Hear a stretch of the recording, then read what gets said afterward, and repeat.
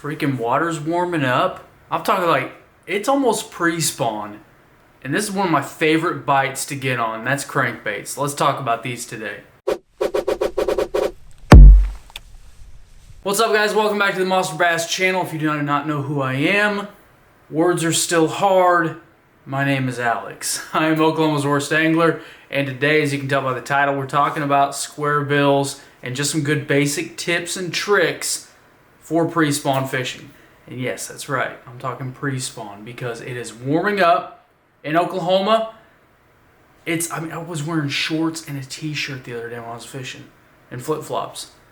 I was blown away. But you know, we've got one last little cold front coming through here in Oklahoma. One big last, you know, screw you from Oklahoma in the wintertime. But it's right here. It's right around the corner. These fish are feeding up. They're starting to move up. We're finding them in the shallows. We're finding them on the humps. We're finding them coming up out of the deep and out of the open and starting to move up. And this is a blast. So let's try and get ahead of it.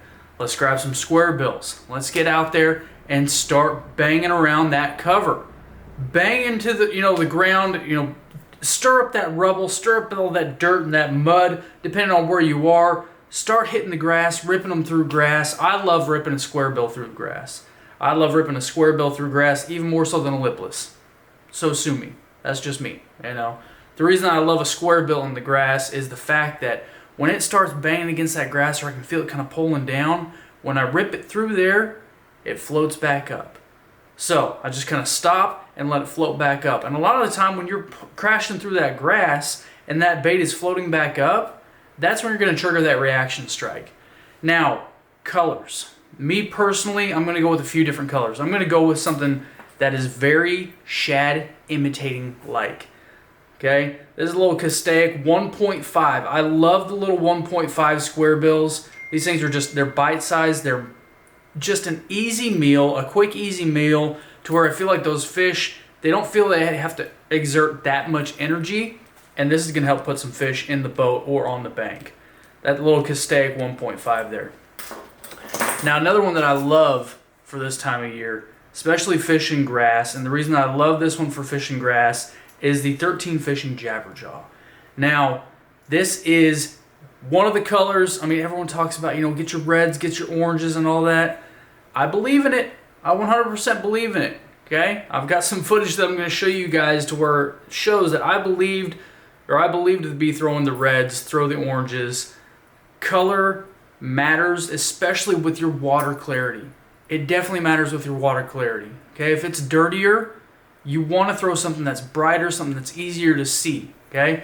Now, the Jabberjaw, I did a video over this thing, and you've probably seen it. Anyways, silent in a sense, except for that bill.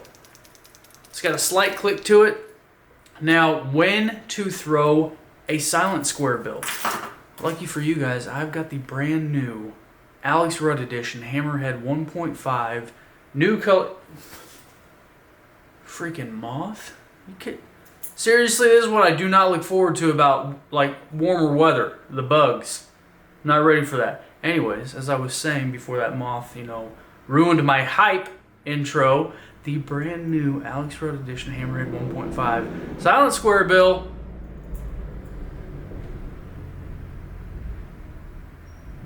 Freaking trucks driving by and everything. Can we start again? The brand new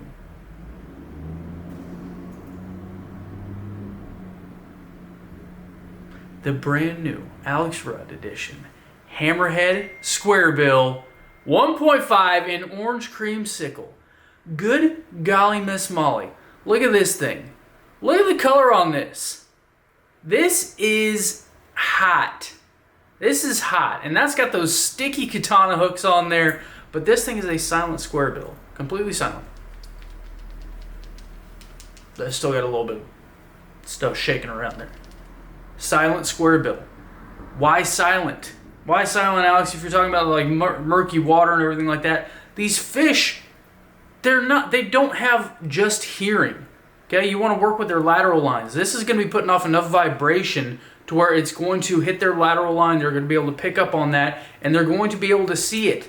Okay, they are sight hunters. So they're going to be able to see this in that dirtier water. And here in Oklahoma, we're dealing with some dirtier water. We had a really late snow. We had a lot of ice, a lot of rain. A lot of these lakes are getting filled back up, and they're getting filled back up with some dirty, muddy water. So those brighter colors, that's what I'm going to be throwing in the murkier water. In that clear water, that's where I'm going to be throwing the shads.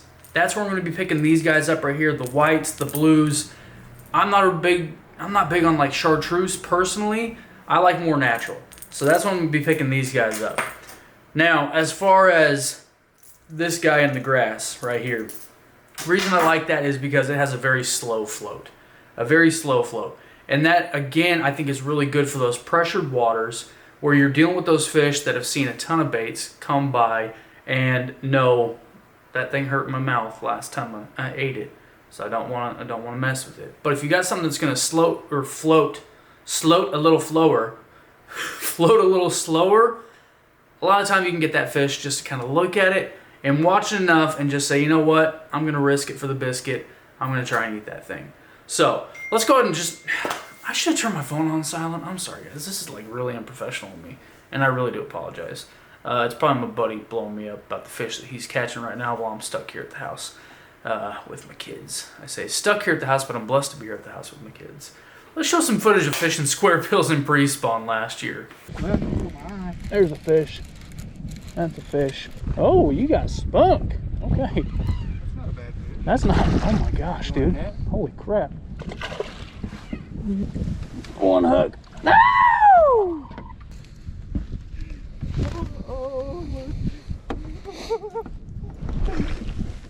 Hey! Look at that. Double fives, bro. Look at that. And we had a good time.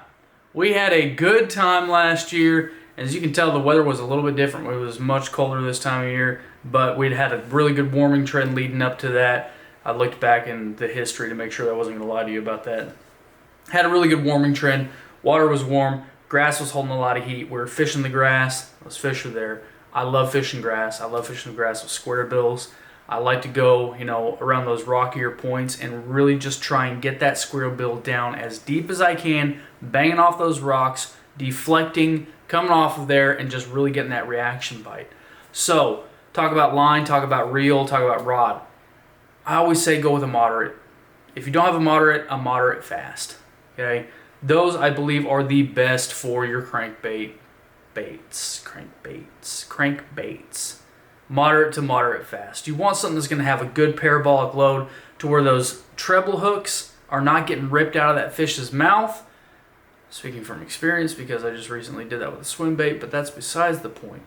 You want to have that rod load up and absorb all that shock, kind of like you saw in some of those clips. Just let that rod absorb that fish fighting, and also let that rod just kind of bury those hooks in there without being too fast of a tip and ripping it out of there.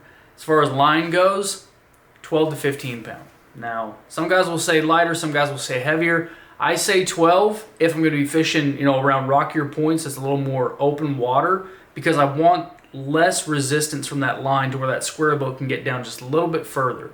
I'm going to go with 15 if I'm fishing around a little more heavier cover as far as like structure or grass. That's what I'm going to do. I want that line to be strong enough to where I'm starting to rip through there, that I'm not really going to, you know, sacrifice the integrity of my line. Reel, I fish them all, you know, except an 8 gear. I don't do an 8 gear, but I mean, I'll do a 7 down to a 5. My go-to is a 5 gear. That's what I really prefer for my square bills, to where I feel like I'm really cranking on it, but I'm getting a good depth, I'm getting a good dive on it without it going too fast.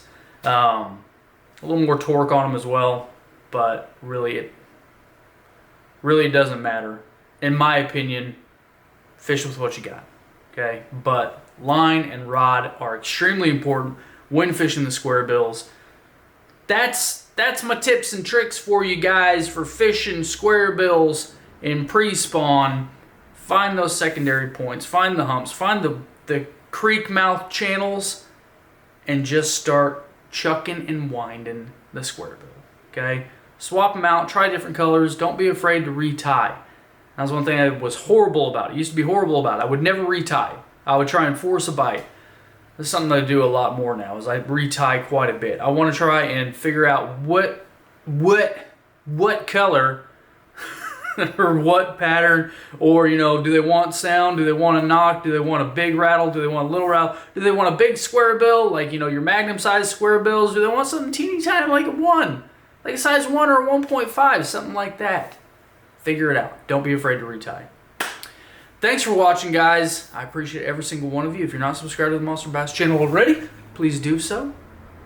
And if you got time, head over to my channel, Oklahoma's Worst Angler. There will be a link down in the description. If there's not, Jim, I'm coming after you. I'll see you guys next time we're on the water.